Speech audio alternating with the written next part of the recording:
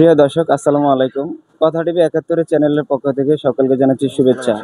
তো আজকে যে বিষয়টি নিয়ে আজকে কথা বলবো, প্রিয় দর্শক, আমরা জানি ঢাকা শহরের বিভিন্ন পথে প্রান্তরে অনেক অবহেলিত কুকুর পড়ে আছে। তো আমরা যদি এই কুকুরদের প্রতি সহানুভূতি দেখাই, তাহলে এই কুকুরগুলো বেঁচে থাকবে। তো আমরা খাবার অনেক অপচয় করে থাকি। আমাদের বাসি খাবারগুলো থাকে, ভালো খাবারও থাকে। তো আমরা যদি এই ভালো খাবারগুলো কুকুরকে খাওয়াই, তাদের প্রাণও বেঁচে থাকবে। কুকুরকে সাধারণত আমরা গৃহপালিত পশু হিসেবে জেনে থাকলেও কয়টি কুকুরই বা গৃহে লালিত পালিত হচ্ছে। আমাদের বাসাবাড়ির আশেপাশে অলিতে গলিতে পথে ঘাটে হাজার হাজার কুকুর আছে, যেসব কুকুরগুলো দিন পার করছে ক্ষুধার যন্ত্রণা নিয়ে। মানুষের ফেলে দেওয়া ডাস্টবিনের নষ্ট পচা খাবার খেয়ে কোনো রকমে বেঁচে থাকে এসব কুকুরগুলো।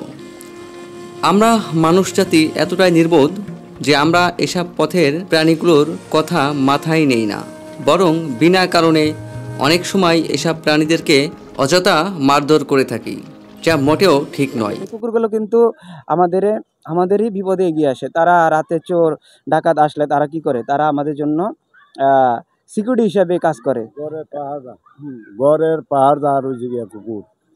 আমরা যদি এই কুকুরগুলোতে না মেরে খাবার দিয়ে সাহায্য করি, তাহলে এই কুকুরগুলো বেঁচে থাকবে।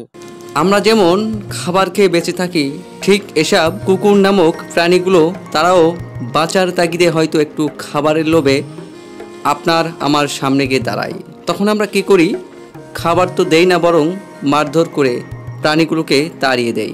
আমরা সবার জায়গা থেকে সবাই যদি আমাদের বেঁচে যাওয়া খাবার থেকে একটু কষ্ট করে পাশে থাকা কোনো কুকুর বা বিড়ালকে দিয়ে আসি, এতে আমাদের কোনো ক্ষতি হবে না, বরং আমাদের একটু সহযোগিতায় পথের এসব প্রাণীগুলো ক্ষুধার যন্ত্রণা থেকে নিজেকে বাঁচাতে পারবে। ভালো থাকবেন সবাই। নতুন একটি ভিডিও নিয়ে আপনাদের সামনে আবারও হাজির হব। আমি মিজান খান। ততক্ষণ ভালো থাকবেন সবাই। আসসালামু আলাইকুম।